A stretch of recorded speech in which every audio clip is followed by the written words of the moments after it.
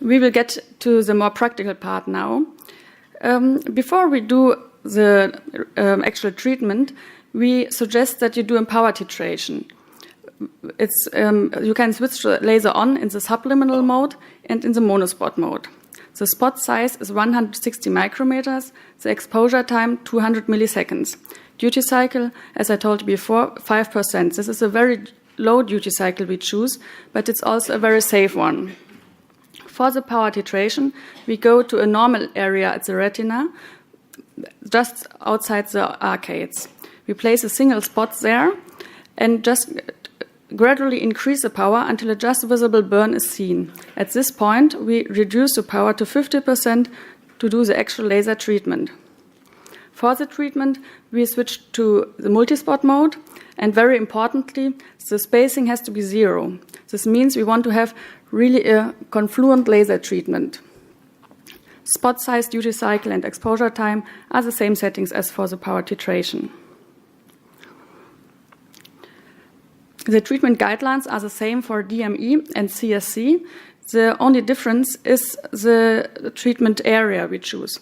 In CSC, we suggest to do a confluent laser treatment on the hyperfluorescent areas on ICG and the corresponding hotspots on mid-phase fluorescein angiography.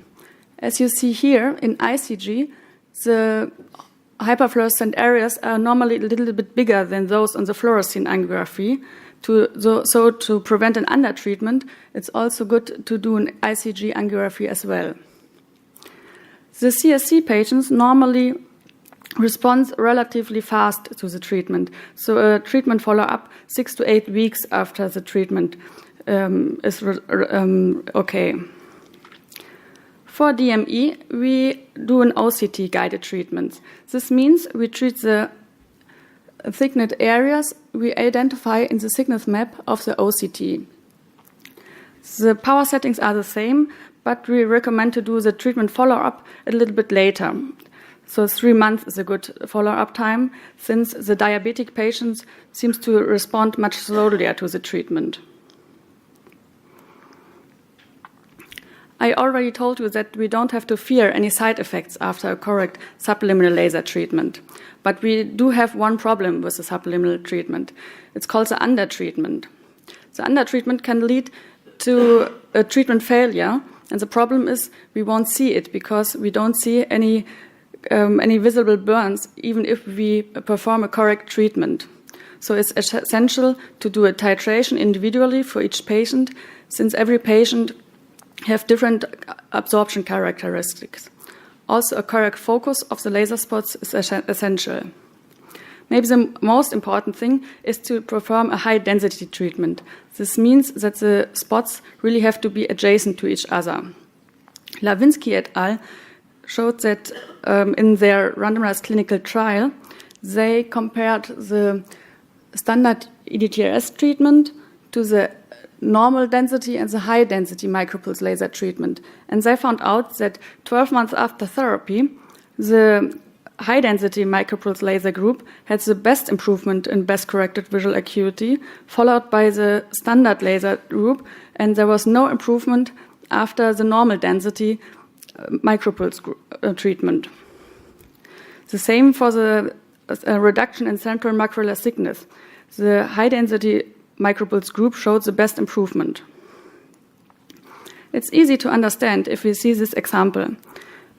When we have a normal density treatment with spacing of 1 spot size between each spot, we can place 25 spots in this given area.